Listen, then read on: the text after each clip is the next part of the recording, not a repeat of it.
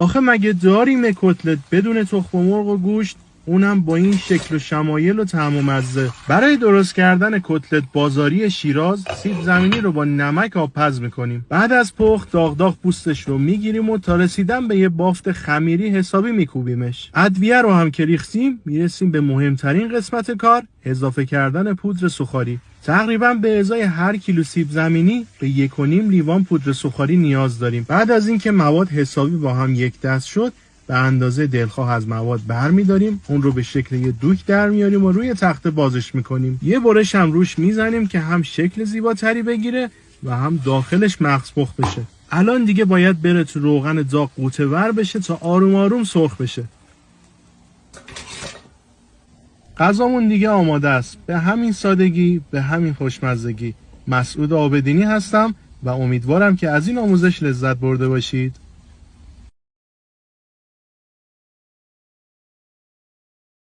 امروز آموزش این کتلت‌های خوشمزه رو داریم. سیب زمینی‌ها رو با دندونه ریز رنده رنده می‌کنیم، بعدم خوب آبش رو می‌گیریم. حالا پیازایی رو هم که رنده کردیم و آبش رو گرفتیم به سیب زمینی‌ها اضافه می‌کنیم. بعدش نوبت گوشتای چرخ شده است.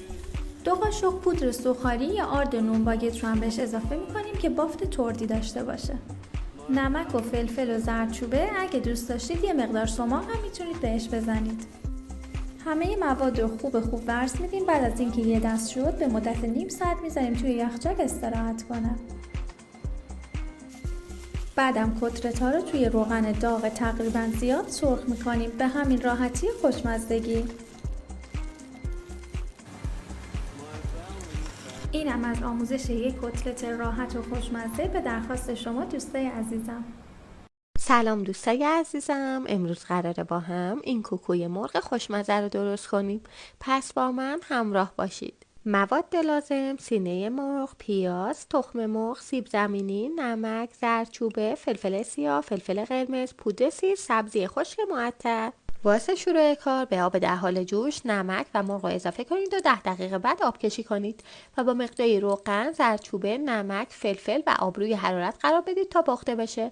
سپس رنده و یا خرد کنید و کنار بذارید. سیب زمینی ها رو بپزید و بعد از پخت زمان بدید تا سرد بشه و بعد رنده کنید. پیاز رو هم رنده کنید و آب پیاز رو کامل بگیرید. سیب زمینی، مرغ، پیاز، تخم مرغ، سبزی معطر، نمک، زردچوبه، فلفل سیاه، فلفل قرمز و پودر سیر رو با هم مخلوط کنید و مواد رو به خوبی ورز بدید. سپس به مواد فرم بدید و درون روغن داغ سرخ کنید. این هم از آماده شده غذای خوشمزه ما. نوش جان.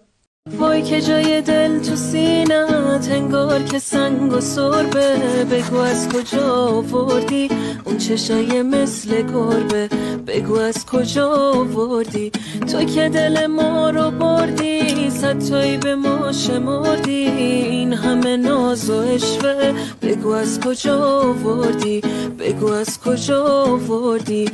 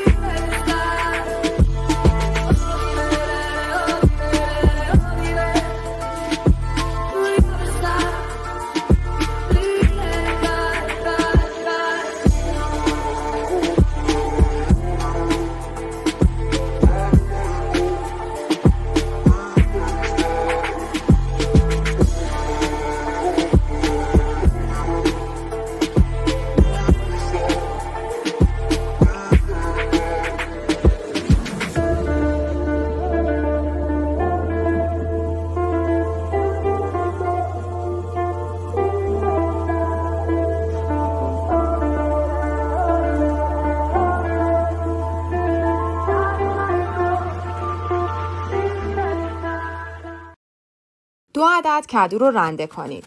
نمک اضافه و مخلوط کنید. 10 دقیقه کنار بذارید تا آب بندازه. داخل صافی بریزید و آبش رو بگیرید. فلفل دلمه‌ای، 1 دسته جعفری و شوید رو خرد کنید. سیب زمینی رو هم رنده داخل صافی بریزید و آبش رو بگیرید. سیب زمینی رو به کدو اضافه کنید. آرد سمولینا، شیر، جعفری و شوید خرد شده، پنیر پیتزا، فلفل سیاه، نمک، روغن تخم مرغ و آرد، بیکینگ پودر رو در آخر، فلفل دلمه خرد شده رو بریزید و حسابی ترکیب کنید. قالب مافین رو چرب کنید و مواد رو بریزید. 20 دقیقه داخل فر 180 درجه بذارید. برای سس خیارشور رو خورد و به ماست اضافه کنید. روش یه حب سیر رنده و خوب مخلوط کنید. کتلت کدوی آماده شده رو از قالب خارج و با سس مخصوص سرو کنید که فوق‌العاده خوشمزه تر میشه. نوش جان.